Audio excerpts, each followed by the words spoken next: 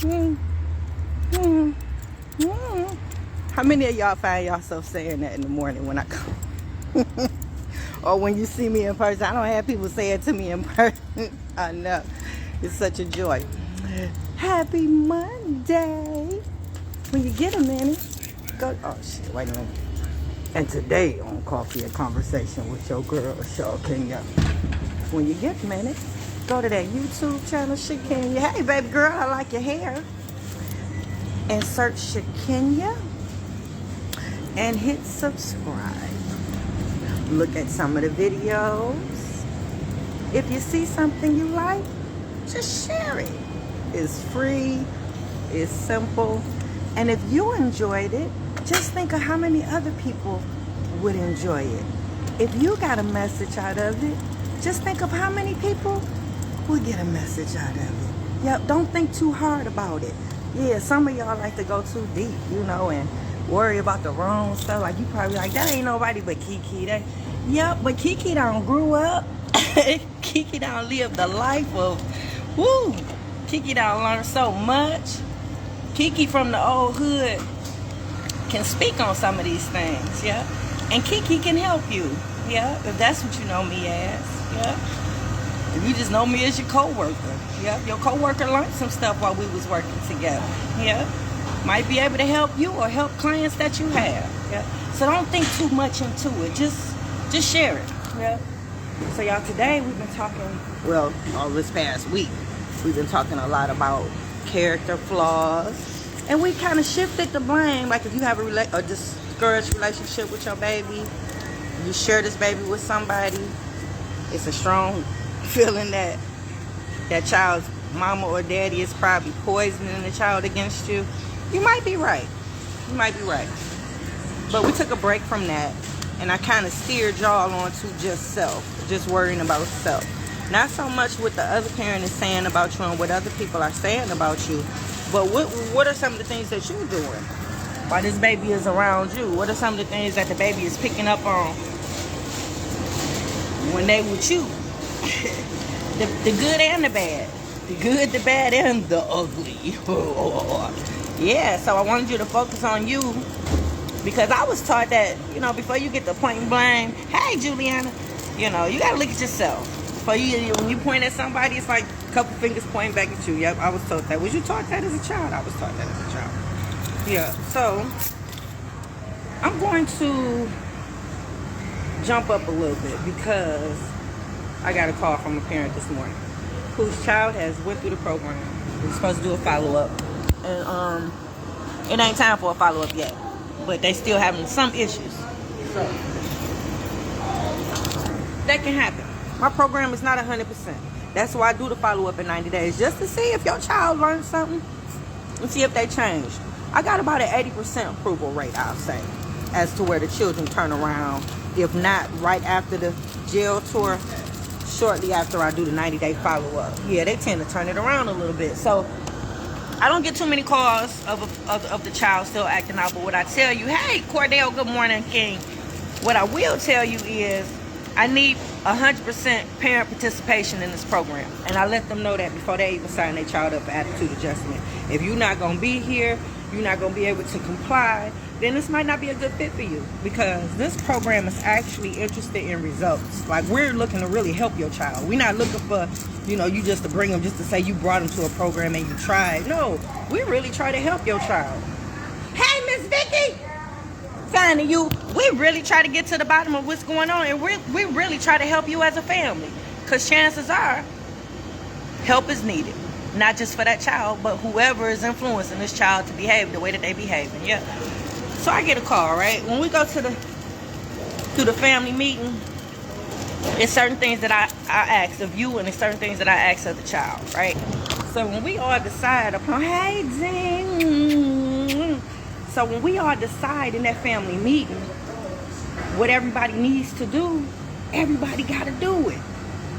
Right, including the parent. So the parent calling me, because still a couple issues still coming out with this child, right? Okay, get that. It might happen.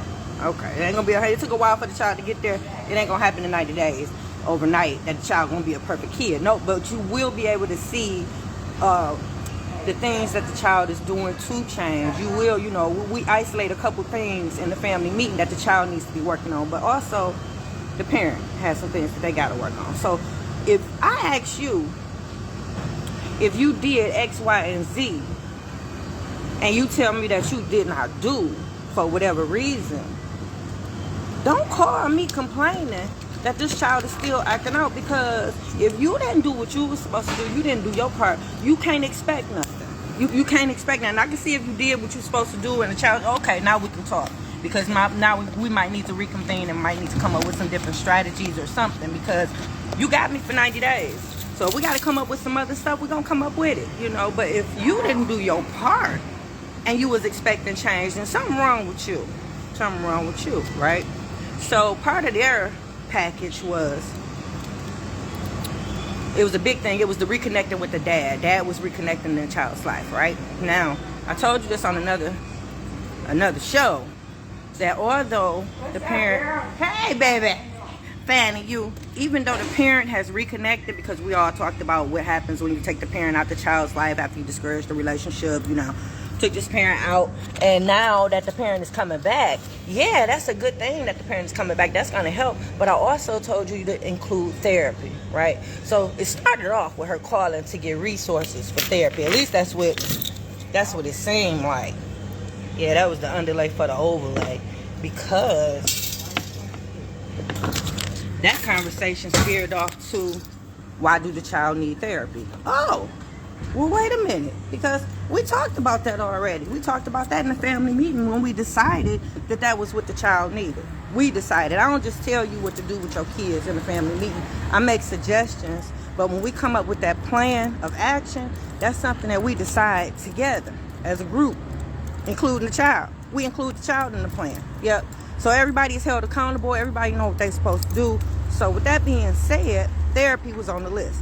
Yeah, that's good that you now reconnected this dad with his son after you damaged the relationship. Oh, thank you.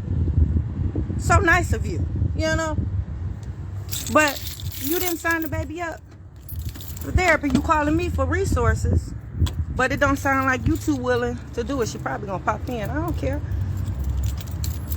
Now, this conversation opened up to why it was necessary again. So that's one thing I don't like to do, is repeat myself. Yeah, I'm one of them people, if I say what I said, yeah, that's it, and especially if you acknowledge or act like you understood, because I will, I ain't gonna say keep repeating myself, but I will go off into elaboration. I will go off into, if I have to, I ain't gonna say defend, but if I have to go in depth with you as to why, I'll do all that. But to repeat myself, yeah, I don't like that. You're going to get a different side of me. Yeah, the language might be different. My tone might be a little different. Yeah, if I have to repeat it to you. So, we going over the reasons why it was important for her to put this baby in therapy, along with the things that we talked about doing to keep the relationship good between the son and the child, the dad and the child, right? So, one of the things that I talked to her about is to why the importance of intense therapy for this child, as well as family therapy. Hey, Scotty Smith, welcome to Coffee and Conversation. First of all, you would have to assassinate this child's mother or father in this child's presence, and then it's like killing them in front of them. The things and the death that you have to go through to turn a child against a parent to a point where the child don't want to be around the parent, the child don't want nothing to do with the parent, the child is disrespecting the parent, the child don't call, all the stuff that you can possibly even imagine. Can you imagine that? Think about the worst thing your mom or dad ever did to you. Just think about it. I don't care. We can get you a dog. I don't care. Whatever it is, think about the worst thing. Now just think about you not wanting to talk to them no more because they did that and you don't. Yeah. Think about nobody around your baby is telling your baby that they wrong. Nobody telling that baby to call you. Nobody's encouraging the relationship with you and your child at all whatsoever. Just imagine that. That's the headspace that everybody is in right now when they came to the meeting. Okay, so now you reconnecting, but you got to think about what happened to discourage that relationship. All the things that had to take place for you to cause that relationship to be the way that it is. Taking this baby out of this man's life, right? You got to assassinate that character. So if this man was a good dad, you got to do everything you can to make him out to be a bad dad in the eyes of this child. Yeah, we've been talking about how your child view you all week for the last 2 weeks. We've been talking about all your character flaws. We've been talking about the things that you do, how the baby look at you. But now we gonna get back to that parent that discouraged the relationship, the parent that's talking bad about you to that child, the parent that's allowing this child to disrespect you, the parent that's not encouraging the relationship between you and your baby. We gonna get back to those people. So you done assassinated this man's character to this child. You done demeaned him. You done talked about him to this baby. You done did what all she do? Because I wrote it down. She was talking about the dad, not giving the dad credit for nothing, because that's what they do. When they assassinate your character, this is what they have to do. They have to kill you. They literally have to kill you off in the eyes of this child. For this child not to want to be around you, see, this child got to act like you don't even exist. They got to act like you don't even exist, because this other parent is encouraging. Because not only is the parent not encouraging the relationship, but the parent is encouraging the child not to have a relationship with you. And when they do that, they actually reward the child with iPhones, gym shoes, whatever the child wants and needs. And they try to use that to fill the void of you not being there. And the child goes along with it. What child not going to go along with it? What child not going to go along with you rewarding them for bad behavior? What child not going to... I wish I could get rewarded for being bad. I'm just playing, guys. I'm just playing. Hey, Dia, how you doing? So you doing that. You downplay this man to this child. You done made this child feel like they don't need him, because they say that on certain occasions. You don't even need them. You don't need them. I got this. I got us. You don't need them. That's the worst thing that you can ever tell a child, because a child gonna always need their mama, and they gonna always need their daddy. I don't care who you put in place, who you take out. They gonna always need them. Period. So what else they do? If you're a dependable parent, they make you appear not to be. Like in some cases, the dad had mentioned, because this is just one family, the dad mentioned how the child had certain games and certain events that was coming up, and either mom did not tell him. He heard some of them through the child. How many kids gonna tell you though, for real? How many kids gonna really remember that they got this and that coming up? Some kids don't even want you to be there, because they think all parents are embarrassing. So they might not tell you. So if you're relying on a child to tell you when certain events is, the mom not telling you, and then when she do tell you, she tell you the day up, she's setting you up for failure. Basically, she's setting you up for failure. So she's putting you in a position to where you can't really do too much of nothing. All you gotta do is accept it at some point, unless you take it upon yourself to go up there and find out for yourself, which is double duty. Double duty. Yeah, a good co-parenting relationship consists of, if one parent can't make a parent-teacher conference or can't make an event, that parent that's able to do it goes up there, gets the information, and relays it to you. Simple as that. So you should be on the same page with that parent. Hey, Simmons, how you doing? You should be on that same page. Y'all should be on the same page at all times when it comes to that baby. If it's a situation where you can't attend an event, then you, as the parent that's there, should be filming it. You should be Facebook Live. I know mine's never attended. My baby daddy didn't attend none, and I'm sorry to bring my own personal up. I promised people that I wouldn't do that, but didn't attend really none of the baby basketball or the volleyball games. So you know what I would do? I would go live on Facebook so that he can see. Yeah. So you as a parent, you should be able to do that. That y'all should always be on the same page. It should never be a situation where that parent don't know about events, sports, award ceremonies. Always. So she would do that to this man. Tell him the last minute, so either he can't make it, or would ask for things at the last minute. Big sums of money to where the baby need this. $200-something, blah, blah, blah. For what? What? You didn't know about this before the day of? Like, setting you up for failure. So you got parents that do that. Those are manipulation techniques. Don't be sleep on that. I'm telling you. So this is everything that they do, and they have to do, for your child not to want to deal with you. Think about that. They have to assassinate your character. They have to make you out to be a bad parent if you're a good parent. They have to make you seem unreliable and not dependable. They have to do all this. So just think about how much time it takes to do all of that. Think about that.